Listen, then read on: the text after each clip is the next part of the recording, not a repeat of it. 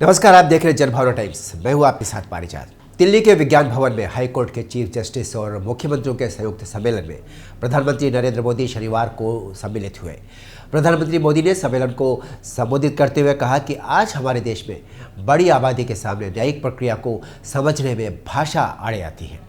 PM Modi ने कहा कि एक गंभीर विषय आम आदमी के लिए कानून की पेचीदगियों का भी है।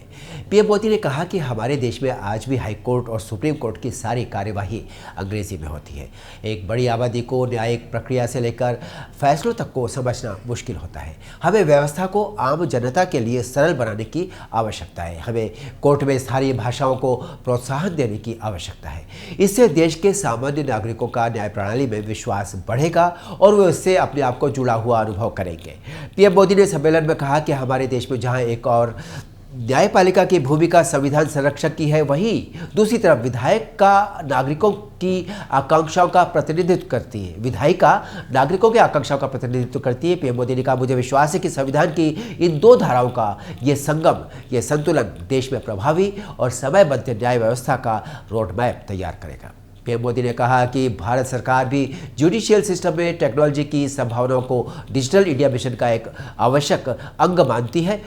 ई कोर्ट्स प्रोजेक्ट को आज मिशन मोड में लागू किया जा रहा है। आज छोटे कस्बों और यहाँ तक कि गाँवों में भी डिजिटल ट्रांजैक्शन आम बात होने लगी है। पूरे विश्व में पिछले साल जितने डिजिटल ट्रांजैक्शन हुए उसमें 40% डिजिटल ट्रांजैक्शन सिर्फ भारत में हुए। पीएम मोदी ने कहा कि आजकल कई देशों में लॉ यूनिवर्सिटी में blockchain, electronic discovery, cyber security, robotics, AI और बायोटिक्स जैसे विषय पढ़ाए जा रहे हैं। हमारे देश में भी लीगल एजुकेशन पर इंटरनेशनल स्टैंडर्ड के अनुसार हमारी अध्ययन हो, हमारी पढ़ाई हो, ये भी सरकार को सुनिश्चित करना है। उन्होंने कहा कि मौजूदा समय और भी अधिक खास होने वाला है। ये आयोजन ऐसे समय में हो रहा है जब देश आज़ादी के 75 साल का अमृत महोत्सव मनाने जा रहा है। जब हमारी आज़ादी के 100 साल पूरे हो, तब एक ऐसी व्यवस्था बनाई जाए जो बेहतर हो। जुडिशियल इंफ्रास्ट्रक्चर को मजबूत करने के लिए व्यापक काम हो रहा है। इस तरफ राज्य भी बेहतरीन काम कर रहे हैं। सम्मेलन में मुख्य न्यायाधीश एनवी रमना ने कहा कि हमें लक्ष्मण रेखा का ध्यान रखना चाहिए।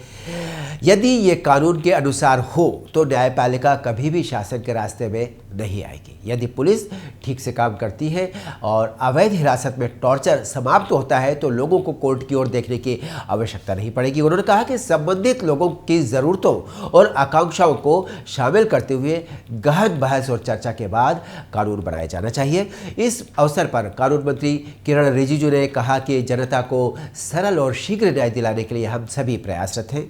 सबका साथ, सबका विकास, सबका विश्वास और प्रयास, सबका प्रयास हमारा मूल मंत्र है। उन्होंने कहा कि पिछले 6 सालों में कार्यपालिका और न्यायपालिका के बीच बेहतर समन्वय देखा गया है। कोरोना काल में भी सुप्रीम कोर्ट ने वर्चुअल सुनवाई में अग्रणी भूमिका निभाई है। मिलते हैं अगले अपडेट के साथ। देखते रहिए जनभावना टाइम्स। नमस्कार।